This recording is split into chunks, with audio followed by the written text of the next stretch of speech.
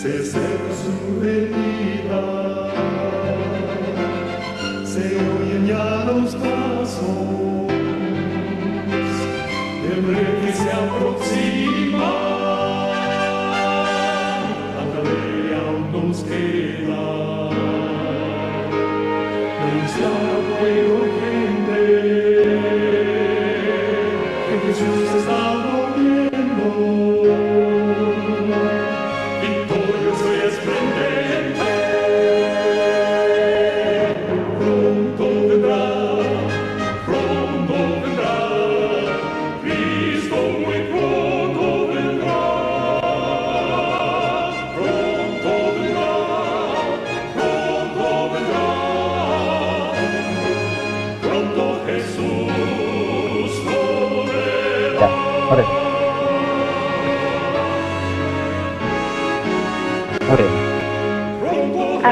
Eterno Padre, celestial, en los cielos, tu nombre sea honrado, sea exaltado por la eternidad. Tus hijos en las redondas de la tierra que están alabando tu nombre, están recibiendo la luz y todo.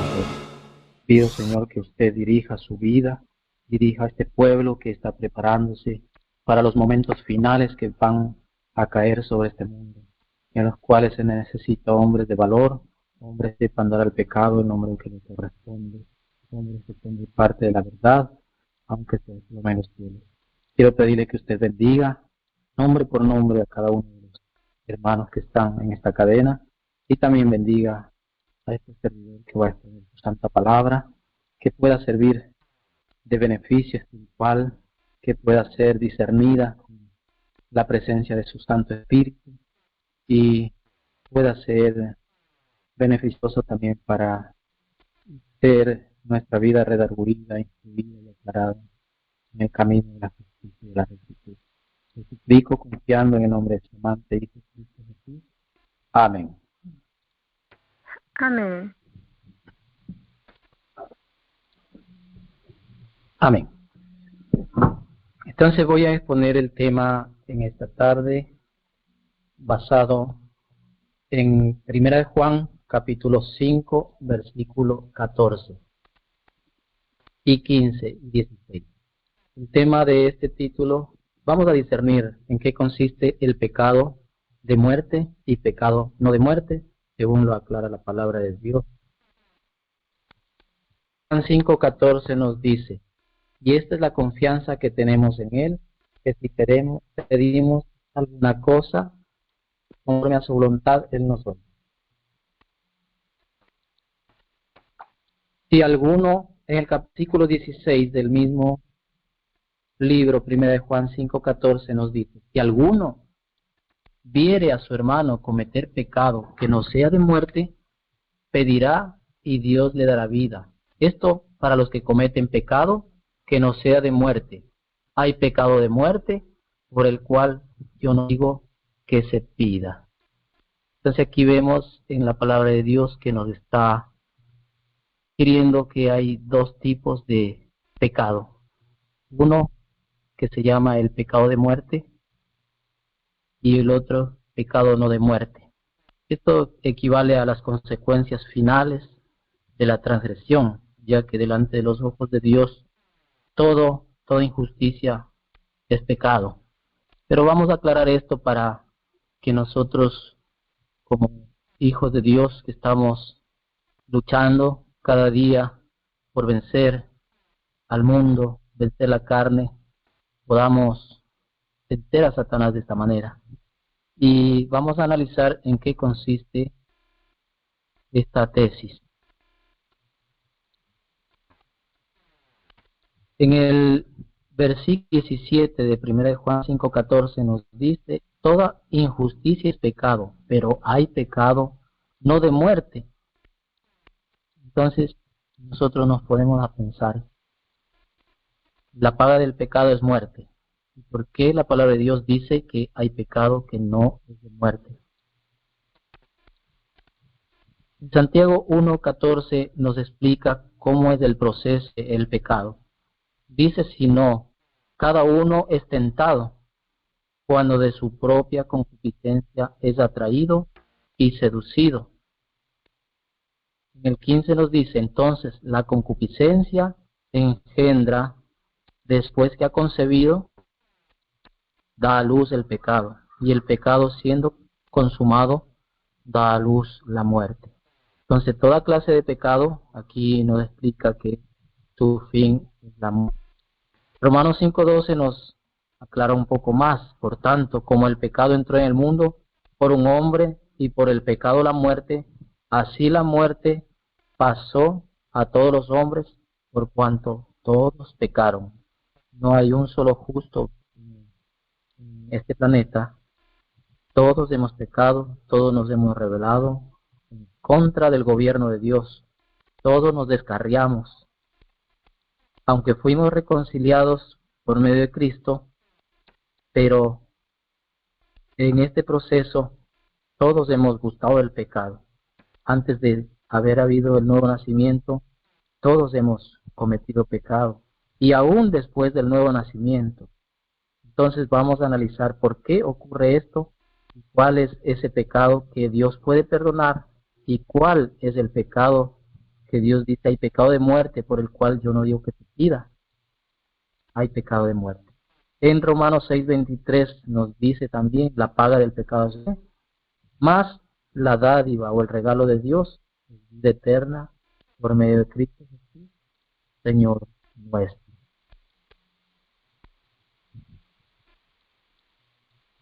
En Mateo 12:31 nos dice, por tanto os digo, todo pecado y blasfemia será perdonado a los hombres, mas la blasfemia contra el Espíritu no le será perdonada.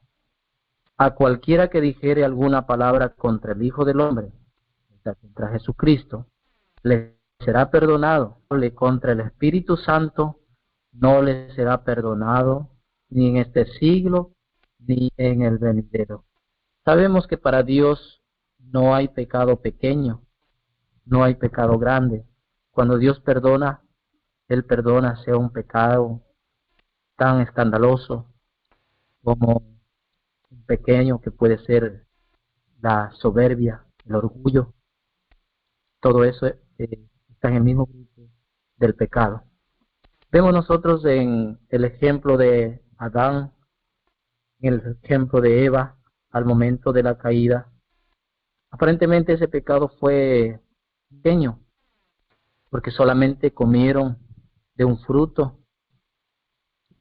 No fue un pecado escandaloso como podríamos decir un asesinato, no fue una fornicación, adulterio, que en nuestra sociedad son pecados que escandalizan a la sociedad. Este pecado fue solamente comerse un fruto, que en sí no era venenoso, no era tóxico, pero la consecuencia de eso causó una terrible a todo un mundo y a toda una descendencia de millones de habitantes. Entonces vemos que para Dios no hay pecado, sino que la desobediencia o la rebelión, producto de la desconfianza o de la incredulidad, este pecado se constituye en una rebelión, en una ofensa a Dios. Vamos a analizar cuál es la blasfemia. En San Juan 17 nos dice, pero yo os digo la verdad, os conviene que yo me vaya, porque si no me fuere, el Consolador no vendría. Mas si me fuere, os enviaré, y venga, convencerá al mundo de pecado, de justicia y de juicio. Esa es la labor del Espíritu Santo. Estaba hablando mientras estaba aquí en la tierra. Es necesario que yo me vaya para que venga el Espíritu el cual convencerá al mundo de pecado, convencerá de justicia y también de que hay un juicio de por cuanto no creen en mí. Porque la palabra de Dios dice que el que no cree ya está perdido. Para el que cree en Cristo entra a una etapa de juicio. El que no cree prácticamente está destituido de un abogado. no tiene quien le defienda y su caso es perdido eternamente. Cuando nosotros aceptamos a Cristo, estamos aceptando un abogado que nos defiende, un abogado que intercede. No es que vamos necesariamente en ese proceso a salir libres, si es que nosotros no permanecemos cada día en constante abandono del pecado, en constante sumisión a Cristo, en constante dependencia. Entonces, esa es la labor del Espíritu Santo, convencer primeramente de pecado, convencernos que somos pecadores, convencernos que estamos destituidos de la gloria de Dios y que sin Cristo no hay salvación. En Juan 3:16 es un texto muy conocido porque de tal manera amó Dios al mundo que ha dado su Hijo único, unigénito, para que todo aquel que en él cree no se pierda, mas tenga vida eterna. Y el 17, porque no envió Dios a su Hijo al mundo para condenar al mundo, sino para que el mundo sea salvo por él. Y el que cree en él no es condenado, pero el que no cree ya ha sido condenado, no ha creído en el nombre del unigénito Hijo de Dios.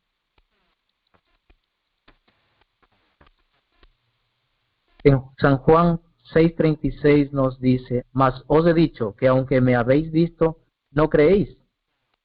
Todo lo que el Padre me da vendrá a mí, y el que a mí viene no le echo fuera. Y esta es la voluntad del Padre, el que me envió, que de todo lo que me diere no pierda yo nada, sino que le resucite en el día postrero. Y esta es la voluntad del que me ha enviado, que todo aquel que ve al Hijo y cree en él, tenga vida eterna, y yo lo resucitaré en el día postrero. Nosotros como cristianos que hemos recibido una nueva vida, que es la voluntad de Dios y es el proceso correcto para tener un nuevo nacimiento e iniciar la vida eterna que se inicia cuando hay el nuevo nacimiento en nuestra vida. Entonces la promesa es, yo le resucitaré en el día postrero a todo aquel. No se puede decidir venir a Cristo por propia cuenta. Nosotros sabemos que la labor del Espíritu Santo es una labor de atracción. Cuando Cristo estuvo aquí en la tierra, dijo, si yo fuere levantado, a todos atraeré a mí mismo. Está hablando de la atracción, amor de Cristo que realizaría a favor de toda la humanidad. El amor de Cristo nos constriñe, es decir, el amor de Cristo nos compunge. Cuando el apóstol Pedro predicó su sermón y fueron bautizados más de 3,000 personas, Pedro le expuso el sacrificio de Cristo, le expuso que lo habían matado a Cristo y que era necesario que ellos se arrepintieran. Entonces, ellos se compungieron, se entristecieron por haber causado la muerte del Hijo de Dios. Pero ese pecado, Pedro lo dijo que fue por ignorancia. No fue un pecado voluntario, fue un pecado por ignorancia. No comprendieron realmente la labor de Cristo, no lo reconocieron, no supieron que era el Hijo de Dios porque se dejaron llevar por la tradición, se dejaron llevar por la oposición del liderazgo judío, de los fariseos, los escribas. Les dijo antes de morir, Padre, perdónalos que no saben lo que hacen. Entonces yo lo que quiero llegar aquí es que comprendamos nosotros la diferencia de dos clases de pecado. Un pecado llamado el pecado voluntario y el otro llamado el pecado por hierro o por ignorancia. Pero antes de entrar a explicar a esto, a ver otros textos más como fundamento de esta tesis. Isaías 1:16 nos dice, lavaos y limpiaos, quitad la iniquidad de vuestras obras de delante de mis ojos, dejad de hacer lo malo. La voluntad de Dios es que nosotros nos apartemos del mal. Aprended a hacer el bien, buscad el juicio, restituid el agravio, al agraviado, haced justicia al huérfano, amparad a la viuda. Venid luego, dice Jehová, y estemos a cuentas. Si vuestros pecados fueren como la grana, como la nieve serán emblanquecidos. Si fueren como el carmesí, tan escandalosos, vendrán a ser como blanca lana. Si quisiereis y oyereis, comeréis del bien de la tierra. Pero si no quisiereis y fuereis rebeldes, seréis consumidos a espada, porque la boca de Jehová lo ha hablado. Aquí vemos la invitación de Dios. Venid, estemos a cuenta. Os perdonaré, restituir al agraviado. Esto quiere decir que debe haber un arrepentimiento genuino y verdadero, porque Dios nos conoce hasta el fondo de nuestro ser. Sabe el arrepentimiento genuino. Él conoce la hipocresía o la verdad en cada uno de nosotros. Pero si no quisiereis y fuereis rebeldes, continúa, seréis consumidos a espada. Es decir, la rebelión contra Dios es lo que se denomina el pecado o la blasfemia contra el Espíritu Santo. La blasfemia, debemos también definir otro concepto, es no querer venir a Cristo para ser perdonado. Entonces, si nosotros no acudimos a Cristo, que es el único que puede perdonarnos, el único que con su sangre puede lavarnos, el único que en este momento está en el santuario celestial, realizando la última labor por cada uno de nosotros, purificando el santuario celestial, y de esa manera, que es un simbolismo de la purificación de nuestra vida personal, nuestro cuerpo que es templo del Espíritu Santo. Entonces, si nosotros no queremos venir a Cristo, no queremos contratar un abogado, no hay quien nos defienda, no hay quien se presente en lugar de nosotros y diga, yo ya pagué la culpa, yo he pagado con mi propia sangre la condena que Él debía sufrir.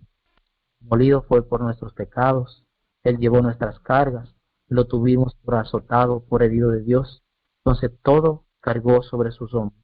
Y en este momento Él presenta su sangre en el santuario celestial como testimonio de su labor para salvación, para redención de toda la raza humana, porque Él no murió solamente por un pueblo, Él murió por todo el mundo. El pecado de muerte es resistirse y rebelarse contra el Espíritu Santo, contra el Espíritu de Dios, contra el Espíritu de Cristo. Isaías 63:8 nos dice, porque dijo, ciertamente pueblos son hijos que no mienten, y fue su Salvador. En toda angustia de ellos Él fue angustiado, y el ángel de su faz los salvó. En su amor y en su clemencia los redimió, y los trajo y los levantó todos los días de la antigüedad. Mas ellos, esto es lo más terrible, lo que ha pasado con la iglesia de la Odisea, lo que está pasando. Yo cierta vez oré a Dios pidiéndole que me muestre cuál es la posición de Dios, cuál es la posición de la iglesia. Nosotros llamamos la corporación. Dios me contestó con este texto, mas ellos fueron rebeldes e hicieron enojar su Santo Espíritu, por lo cual se les volvió enemigo y él mismo peleó contra ellos. Esto está en Isaías 63, capítulo 10. Entonces aquí nos dice que en toda angustia de ellos, de su pueblo, él fue angustiado. Él quiso llevar toda su carga. Los salvó en su amor, en su clemencia, los redimió, los trajo, los levantó todos los días de la antigüedad. Pero ellos fueron rebeldes. La rebelión es una obstinación. La rebelión es una desobediencia continua al mandato de Dios. E hicieron enojar su Santo Espíritu, por lo cual se les volvió enemigo, y el mismo Espíritu peleó contra ellos. O sea, ese mismo Espíritu que quiso llevarlos a la verdad, el mismo Espíritu que clamaba con llanto, con clamores indecibles, el mismo Espíritu se volvió su enemigo y él mismo peleó contra ellos. Por eso el Espíritu de Profecía nos aclara en el libro Eventos de los últimos días. La presencia de Dios no está en medio del pueblo en el estado laodicense. Dios debe estar en medio de un pueblo que claudica, en medio de un pueblo que está entre dos señores, sirviendo a Dios hipócritamente, pero con sus actos sirviendo a Satanás.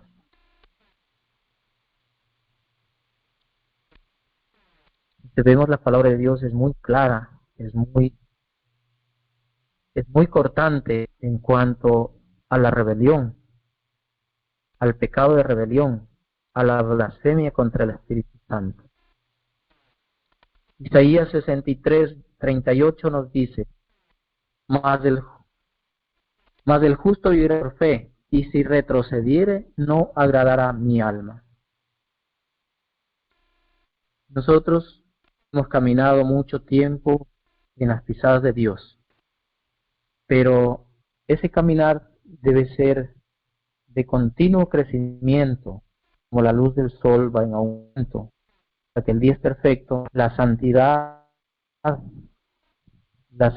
debe ser cada día parecerse más al carácter de Cristo. Cada día he crecido un poco más en fe, en amor, como fruto en obra. Entonces vemos que en fe también es imposible agradar a Dios. En esto se incluye la fe.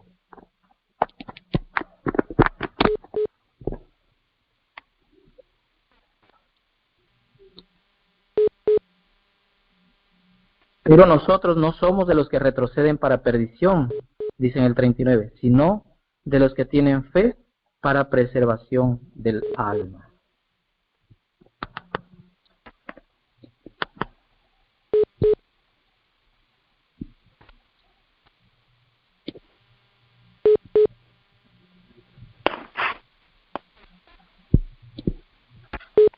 Sí, aló. Romanos 3:10 nos dice: como no hay justo ni aún uno. No hay quien atienda ni quien busque a Dios. Todos se desviaron a una, se hicieron inútiles. No hay quien haga lo bueno, no hay ni siquiera uno. Sepulcro abierto de su garganta, con su lengua engaña, veneno de aspides hay debajo de sus labios. Es decir, aún después de conocer a Cristo, nosotros podemos caer. La pregunta es, ¿hay perdón para quien peca voluntariamente después de haber recibido el nuevo nacimiento? Ya que en 1 de Juan nos dice: hijitos míos, estas cosas os escribo para que no pequéis. Y si alguno hubiere pecado, abogado tenemos con el Padre, a Jesucristo el justo. Y es la propiciación, Cristo es la propiciación por nuestros pecados, y no solamente por los nuestros, sino por los de todo el mundo. Cristo vino a morir por los pecados de todo el mundo, pero hay pocos que se acogen a ese don grandioso que es el perdón y el proceso también de la perfección, el siguiente paso que viene a partir del nuevo nacimiento. Vamos a aclarar un poco Hebreos 10:26, en qué consiste este pecado de rebelión, el pecado que es un sinónimo de la blasfemia contra el Espíritu Santo. Y en Hebreos 10:26 nos dice: porque si pecaremos voluntariamente después de haber recibido el conocimiento de la verdad, ya no queda más sacrificio por los pecados, sino una horrenda expectación de juicio y de hervor de fuego que ha de devorar a los adversarios. El que viola la ley de Moisés por el testimonio de 2 o 3 testigos muere irremisiblemente. ¿Cuánto mayor castigo pensáis que merecerá el que pisoteare al Hijo de Dios y tuviere por inmunda la sangre del pacto, cual fue santificado, e hiciere afrenta al Espíritu de gracia? Nos está hablando del pecado voluntario, el que peca voluntariamente después de haber recibido el conocimiento de la verdad. Está hablando para todo el pueblo que hemos recibido la verdad. la verdad de un santuario, donde hay un intercesor, donde hay alguien que realiza una labor para la purificación de nuestra vida personal. Pero nosotros continuamos ensuciando el manto que fue puesto en nosotros, ese manto blanco que se nos entregó al inicio de nuestra vida cristiana. O quizás muchos no experimentamos todavía el nuevo manto, porque confundimos muchas veces que el bautismo, el ritual del bautismo físico, eh, necesariamente obra en nosotros el nuevo nacimiento. El proceso verdadero Dios quiso que fuese así, pero esto se lo ha tomado solamente como no como algo espiritual, sino más algo como un cumplimiento de un precepto nada más. Entonces el nuevo nacimiento no ha ocurrido quizás en ese momento como Dios quiso que sea, pero debe haber en nosotros el nuevo nacimiento en algún momento de nuestra vida. Ese nacimiento que Dios dice que la simiente de Dios viene a morar en nosotros y que cuando la simiente de Dios mora en nosotros ya no hay pecado, ya no podemos pecar. Romanos 6:11, así también vosotros considerados muertos al pecado, pero Jesús, Señor nuestro, no reine pues el pecado en vuestro cuerpo mortal, de modo que lo obedezcáis en sus concupiscencias, ni tampoco presentéis vuestros miembros al pecado como instrumentos de iniquidad, sino presentaos vosotros mismos a Dios como vivos de entre los muertos, y vuestros a Dios como instrumentos de justicia. Porque el pecado no se enseñoreará de vosotros, pues no estáis bajo la ley, sino bajo la gracia. ¿Qué pues? ¿Pecaremos porque no bajo la ley, sino bajo la gracia? En ninguna manera. ¿No sabéis que si os sometéis como esclavos para obedecerle, sois esclavos de aquel a quien obedecéis, sea al pecado para muerte, o sea de la obediencia para justicia? El pecado que no es perdonado es aquel que no quiero ser perdonado. No quiero dejar y me opongo a la obra del Espíritu Santo. Nosotros del ejemplo claro de los judíos se levantaron contra esa voz del Espíritu Santo y al fin, dando las obras de Cristo, no pudieron diferenciar que eso era obra de Dios, sino que lo atribuyeron a un espíritu diabólico. Se quedaron en tinieblas, de modo que ya no pudieron diferenciar lo santo de lo profano. Ahora vamos nosotros a ver cuál es el pecado por hierro o el pecado involuntario, en el cual la palabra de Dios dice que es un pecado que no es de muerte. Puede haber un pecado que nosotros cometamos involuntariamente. En Números 15:27 nos explica en una historia. Dice, si una persona pecare por hierro, ofrecerá una cabra de 1 año para expiación. Y el sacerdote hará expiación por la persona que haya pecado por hierro. Cuando pecare por hierro delante de Jehová, la reconciliará y le será perdonado. Mas la persona que hiciera algo con soberbia, así al natural como el extranjero, ultraja a Jehová. Esa persona será cortada de en medio de su pueblo. En estos 3 capítulos, en estos 3 versículos, nosotros vemos la diferencia. El pecado involuntario, que aquí le llama el pecado por hierro, o el pecado por equivocación. Y también nos habla del pecado voluntario, o el pecado hecho con soberbia, o la blasfemia contra el Espíritu Santo. O sea, un pecado premeditado, un pecado en el cual el Espíritu Santo le habló a su conciencia, y él violó su conciencia, y voluntariamente se encaminó y cometió el pecado. Por cuanto tuvo poco en la palabra de Jehová, dice, continúa, y menospreció su mandamiento enteramente, será cortada esa persona, su iniquidad caerá sobre ella. Nosotros sabemos que estamos al borde de iniciar una gran crisis sobre la tierra.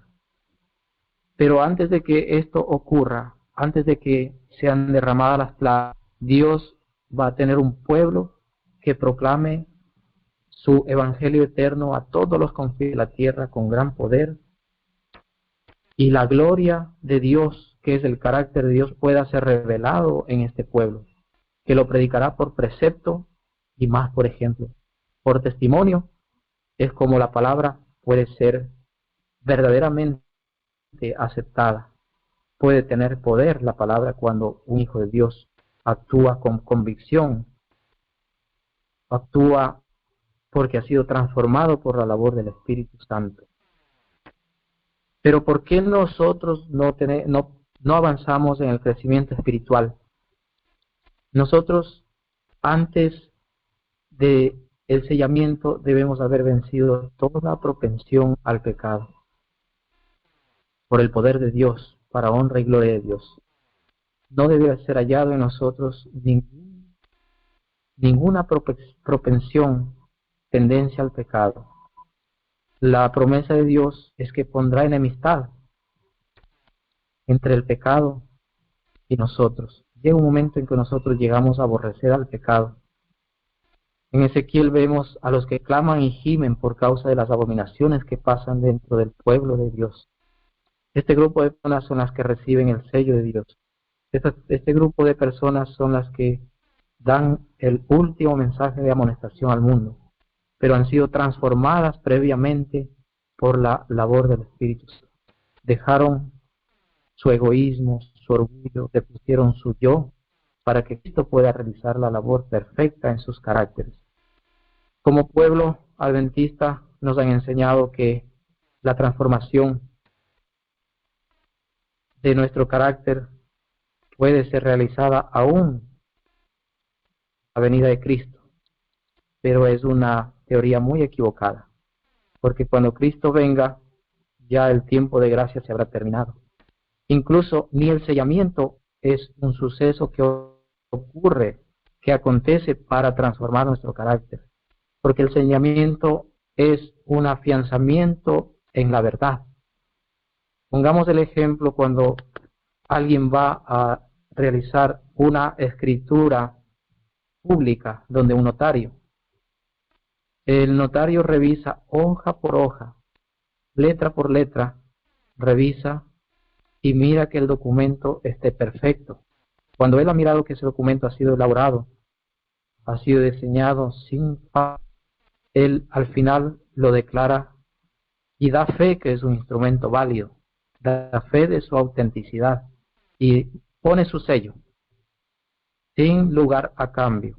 Ese es un ejemplo vivo de cómo es el proceso de la perfección cristiana, camino al sellamiento.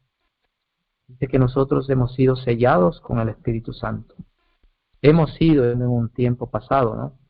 Porque el Espíritu Santo, cuando mora plenamente en nosotros, habita Cristo en su plenitud en nosotros, y el pecado es eliminado, porque donde Cristo mora no puede haber pecado. Donde habita la divinidad no puede haber pecado.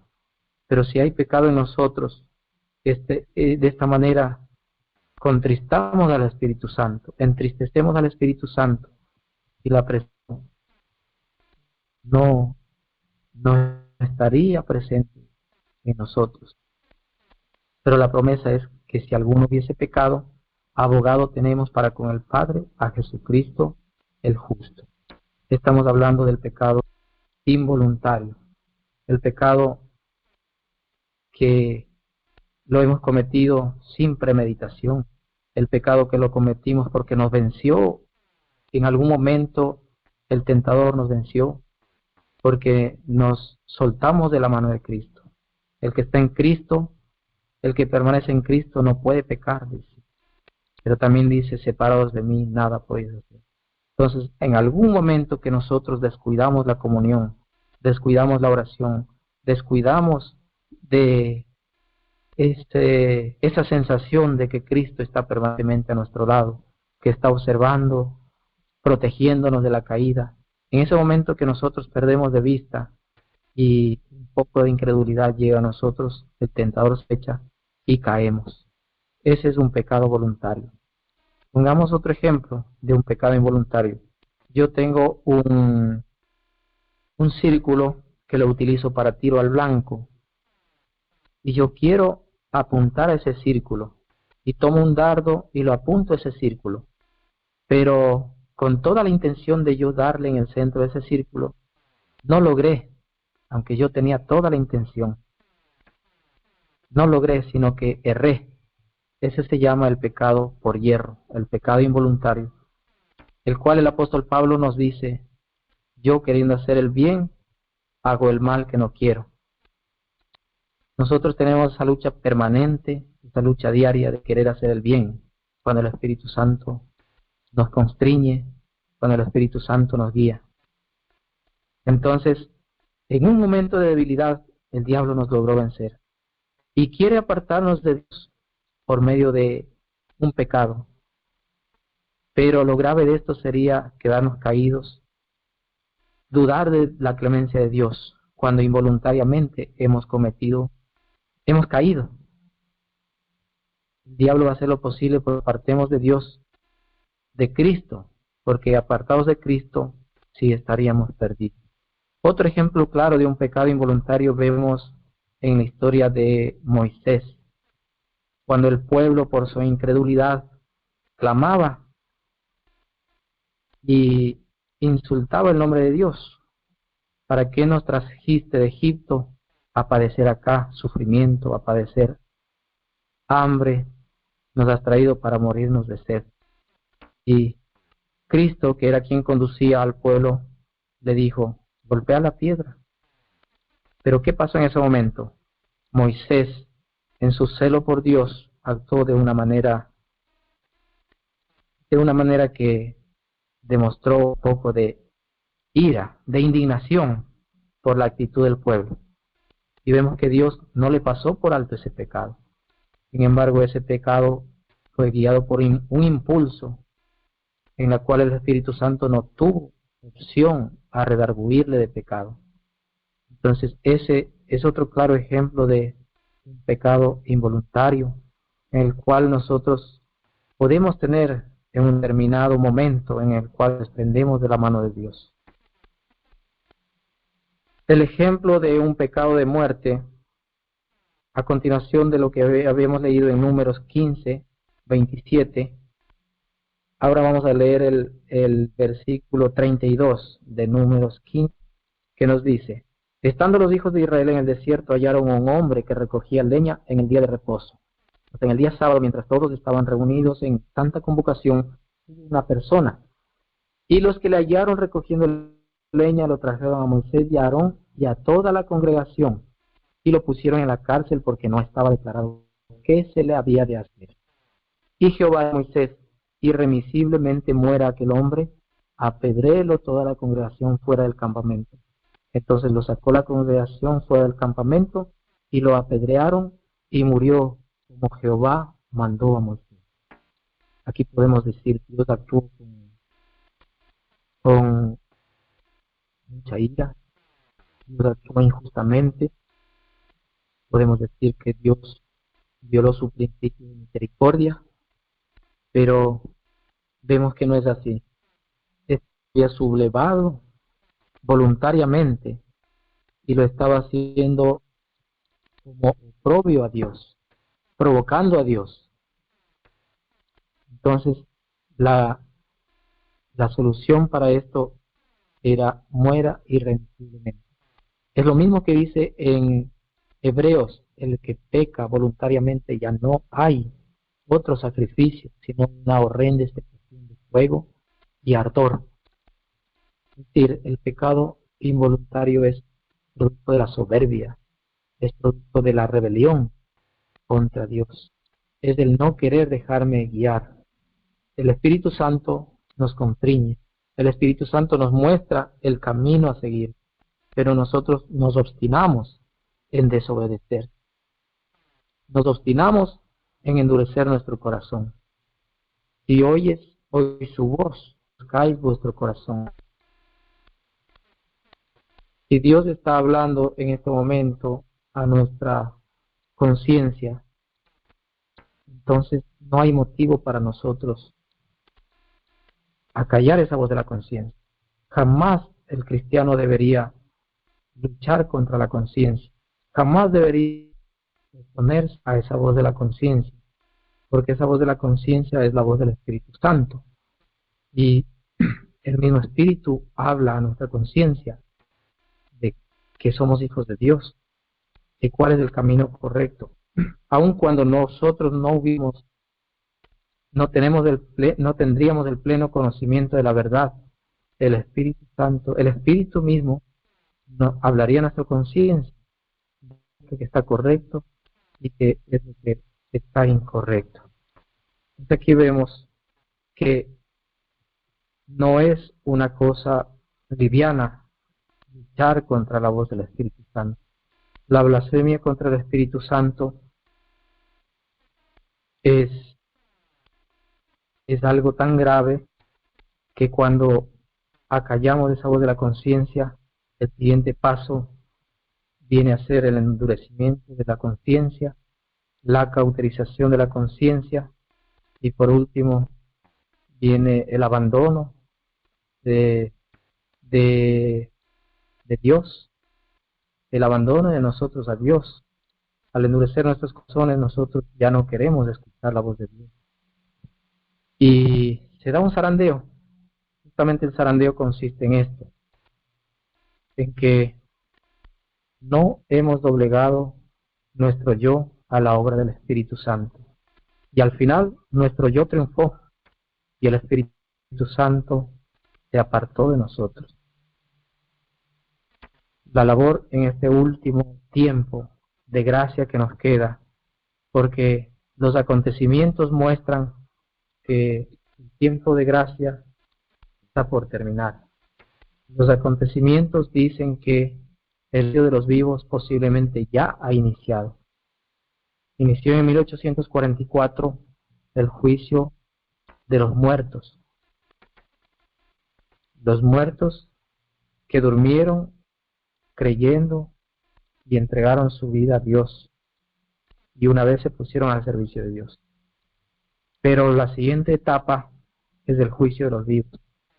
Y según los acontecimientos que están ocurriendo, nosotros podemos ver que el gran zarandeo, que el potente zarandeo está por terminar. El zarandeo que aventará todo lo que no sea genuino está por terminar. Estamos a las puertas de ver las leyes dominicales. En muchos países europeos vemos que las leyes dominicales han sido aprobadas, están en vigencia. En Estados Unidos estamos a un paso. Hemos visto nosotros la unión de las iglesias en diferentes puntos de doctrinas. Hemos visto cómo este movimiento,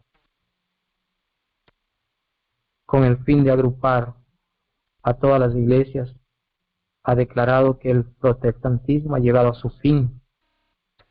Ya no hay protesta. Entonces ahora es cuando debe levantarse el verdadero pueblo de Dios, ya no respaldado por una institución humana, una institución que se apega al mundo para tener fortaleza. El verdadero pueblo de Dios solamente confiará en su Dios y con el poder del Espíritu Santo logrará terminar esta gran labor en medio de oposición, en medio de gran controversia, lo que no pudimos, de gran angustia, en tiempos de mucha limitación. Aún tenemos tiempo. Estas palabras son escritas para que nosotros, mientras hay tiempo, aunque sea los últimos minutos de la historia del tiempo de gracia, podamos aprovecharlos al máximo. Hemos visto que la rebelión es un estado de la Odisea.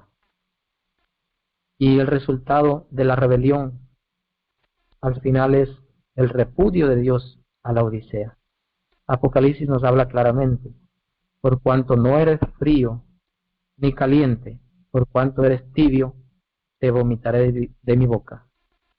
La misma voz que Elías dio en el desierto al pueblo de Israel cuando estaba en gran apostasía. ¿Hasta cuándo claudicaréis entre dos señores? Si Dios es Dios, seguirle. Y si Baal, seguirle a él.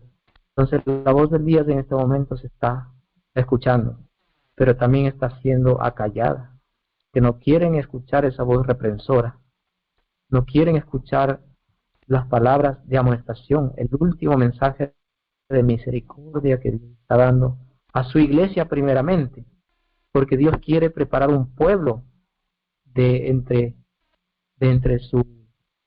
los que recibieron la luz, para que este pueblo sea primeramente transformado a imagen de Cristo, y con ese testimonio de haber sido transformado pueda dar la verdad al mundo entero, sin temor, sin miedo a qué dirá la gente, sin temor a la muerte, sin temor a ser excluidos, sin temor a ser encarcelados, a perder sus posesiones. Entonces, esa es la labor que Dios quiere hacer, preparar un pueblo para que se levante. Cuando ha declarado que ya no hay protesta, el pueblo verdadero de Dios se levantará en verdadera protesta, porque toda la cristiandad ha bebido del vino de la fornicación de Babilonia. Aquí no excluye a ninguna institución religiosa, ¿sí? No excluye a ninguna institución religiosa llamada cristiana. Aquí está incluyendo a todo el mundo cristiano. Eventos de los últimos días nos aclara. Cuando todo el mundo cristiano, la caída de Babilonia no será completa hasta que toda la cristiandad haya bebido del vino de Babilonia. Esta falsa doctrina de la justificación por las obras, esta falsa doctrina de el vivir en pecado y salvarse en pecado, es el vino que ha bebido todo el mundo. Toda la cristiandad ha bebido este vino. Entonces, ¿por qué nosotros creemos que cada día podemos vivir en pecado y cada día podemos pedir perdón a Dios y otra vez volver al mismo pecado al siguiente día y otra vez pedir perdón a Dios y así sucesivamente sin que nuestra vida tenga un rumbo determinado de ser liberado realmente del pecado? Si Cristo está realizando una labor en el santuario celestial en este momento, no es porque es un ministro de pecado. Cristo está realizando una labor tan importante y tan solemne que es la limpieza de un lugar determinado, que simbólicamente fue contaminado con el pecado de su pueblo, que confió y confesó sus pecados en el verdadero Cordero que es Cristo. Fueron transferidos al lugar santísimo y allí en este momento Él está purificando ese lugar que está lleno de pecado. Pero al mismo momento que está purificando ese santuario allí delante del Padre, en el cielo, al mismo momento está purificando un pueblo, porque todo esto es un simbolismo de lo que está realizando Cristo en el verdadero santuario, también que es nuestro cuerpo, el cual es templo y morada del Espíritu Santo. Entonces el Espíritu Santo jamás podría habitar en un templo contaminado, en un templo que continuamente opone a Dios, en un templo que se opone a la labor de Dios a través del Espíritu Santo. Entonces, esta hermana me realizó una pregunta ayer, ¿no? Si nosotros en la ciudad podemos recibir el sello de Dios. Es una pregunta que deberíamos hacernos a conciencia nosotros. ¿Recibiríamos nosotros el sello de Dios y permanecemos en rebelión abierta contra Dios? Dios nos envió un mensaje a partir de 1888 y dijo: ha llegado el momento de salir de las grandes ciudades. ¿Por qué? Porque el mundo protestante ha instituido y ha puesto un falso día de reposo. Ya hubo un intento para establecer la ley dominical en 1888, el mismo año cuando Dios quiso enviar y envió una luz que debía iluminar a la tierra con su gloria. Ese gran mensaje que fue rechazado por los dirigentes y es por la iglesia en general, porque los dirigentes influyeron en el pueblo. Ese mensaje casi se perdió. Ese mensaje, paralelamente a ese mensaje que hubiese terminado la obra en el mundo en poco tiempo, paralelamente a ese mensaje también se dieron las leyes dominicales. Se ingresó un proyecto de ley llamado el proyecto Blair, el cual fue tratado y el mismo siervo de Dios, Pastor John, fue convocado a aquel debate donde gracias a la misericordia de Dios no pudo llevarse y ejecutarse esta ley federal. Cuando hablamos de ley federal significa que entrará en vigencia en todos los estados de los Estados Unidos. Entonces, con la misericordia de Dios también esta ley no ingresó en su primer intento. Pero asimismo, como el simbolismo de la caída de Jerusalén, el primer sitio de Jerusalén fue una amonestación solamente para que los verdaderos discípulos de Cristo salieran. Cristo hizo una profecía y les dijo: cuando viereis a Jerusalén cercada de ejércitos, sabed que es su destrucción. Entonces, el primer intento de la ley dominical es equivalente a ese primer intento de la conquista de Jerusalén por parte del Imperio Romano. Así lo dice el Espíritu recién en el gran conflicto de los siglos. Pero en el segundo intento, cuando Roma volvió, liderado por Tito, entonces el pueblo cristiano había salido. Y entonces sí, la caída de la ciudad de Jerusalén fue definitivamente. Y perecieron allí miles y millones de judíos que se creían aún ser el pueblo elegido de Dios, que contaban con sus rituales, no sabían que ya Dios los había abandonado como pueblo y tuvieron que afrontar las consecuencias de su rebelión y de su orgullo espiritual. Asimismo, ocurrirá con el pueblo que actualmente profesa ser el pueblo de Dios, pero que está en abierta apostasía, en abierta rebelión contra un consejo de Dios. Cuando Dios dice: ha llegado el momento, quiere decir que no hay tiempo que perder. Entonces, si el Flor Inspirada en el año 1894 nos dice: ha llegado el momento, se refería porque ya hubo un intento de las leyes dominicales. Ha llegado el momento de abandonar las grandes ciudades e ir a las aldeas pequeñas.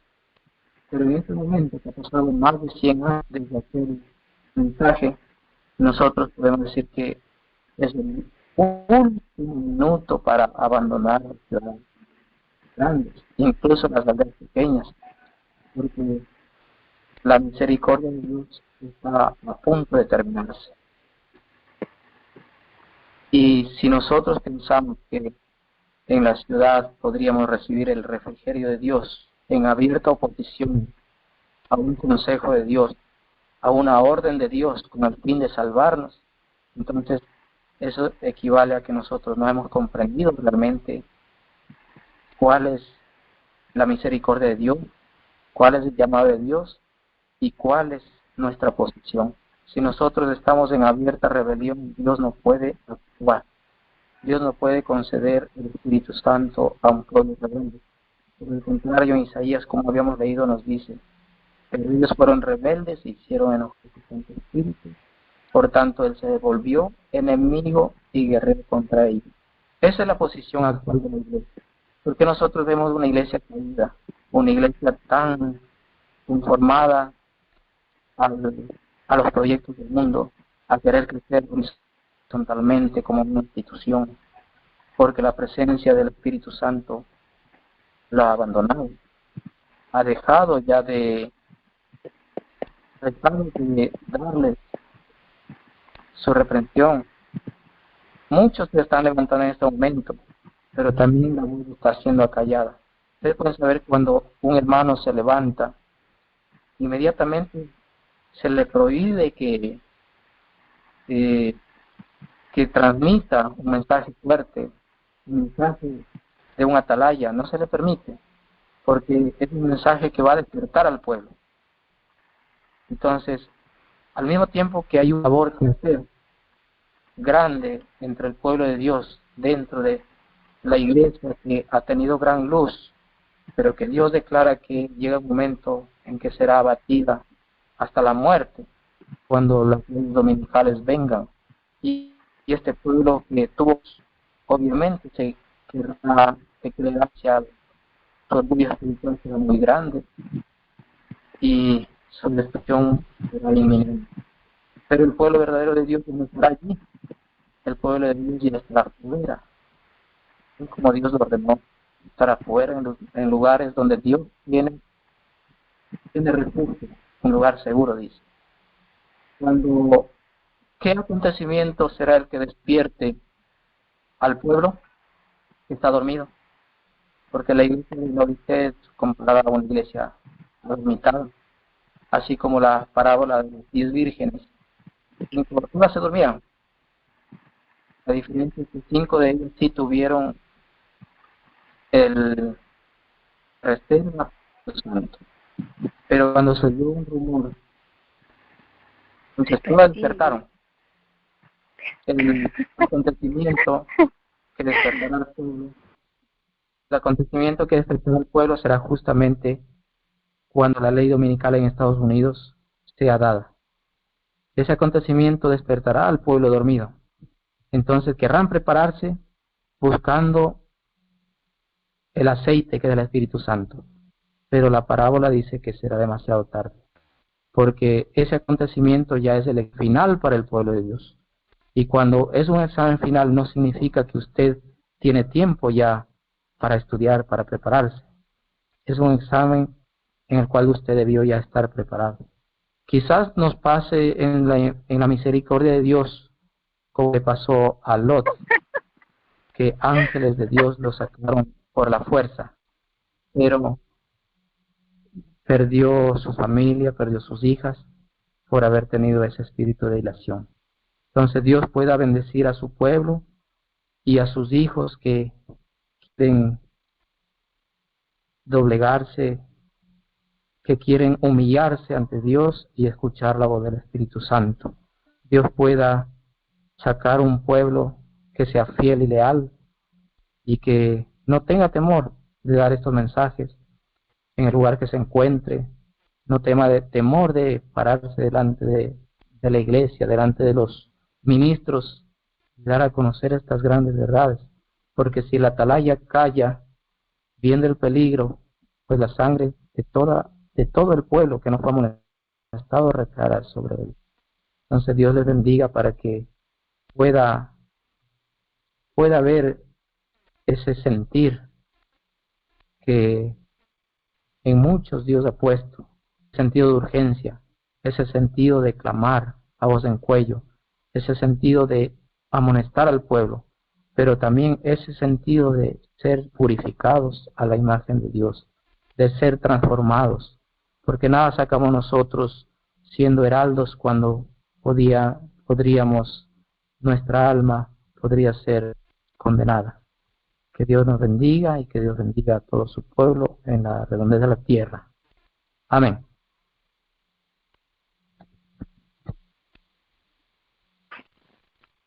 Amén. Amén. Hermano Pablo, ¿podría hacer una pregunta? Hermano, ¿me escucha? Hermano, hermana, le escucho. Hermano, ¿es pecado estar en la corporación?